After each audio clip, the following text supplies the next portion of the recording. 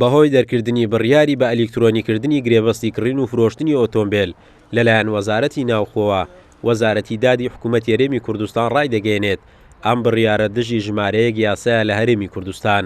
پارێزەرێک دەڵێت ناکرێت دوو وەزارەت ئاگاداری یەکتر نەبن لە دەرکردنی یاسا. دەژڵێت دەرکردنی یاساکاری پەرلەمانی کوردستانە نەک وەزارەتی ناوخۆ. وەزارەتی ناوخۆ هەیە تەنفیزیە، سوڵتەی تەشریعی نییە. ئەمە بێن تەماشا بکەن پێچوانەی سێ یاسای کردووە تا ئێستاکە ئەوەندەی کە متابعەمان کردویتن ئەو بڕیارەی وەزارەتی ناوخۆ دەری کردیە. بەپێی یاسای ژمارە 2004 کە یاسای هاتوچۆیە لێ تەواو پێچوانەی یاسای ئەوە بە هیچ شێوەیەکی قبولی نەکردیە. ئەگەر بێن سەیرێکی یاسای دادنووسی بکەین، یعنی لێکوانە هەستایە بە هەموو شێوەیەک بریکارنامەی قەتع کردێت لە هەر کەسێک بریکارنامە بۆ کەسێک بکاتن. بۆ نمونە من بریکارنامەم نامێنێ ئەگەر هاتو ئەو عەقد ئەلیکترۆنیا کاری پێ بکرێ.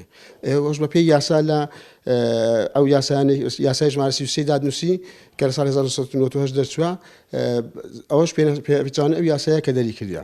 و هەروەها لە پێچوانەی یاسای شارستانیە بە ژمارە 30 ساڵی 1950. دەرکردنی بڕیاری بە ئەلیکترۆنیکردنی گرێبەستی کڕین و فرۆشتنی ئۆتۆمبیل مامەڵەی کڕین و فرۆشتنی کەم کردوتەوە. فرۆشیاران و خاوەن پێشانگاکانی ئۆتۆمبیل ڕایدەگەێنێت بڕیارەکە گەورەترین زیانی لێداون. ئەو کەسانەشی کەوا دێنە مەعرەزی دوودرن لە کڕین و فرۆشتنەکانیان لەبەرچی لەبەرەوەی هەر ڕۆژێ سعرەکە، هەر ڕۆژێ بڕیارەکە.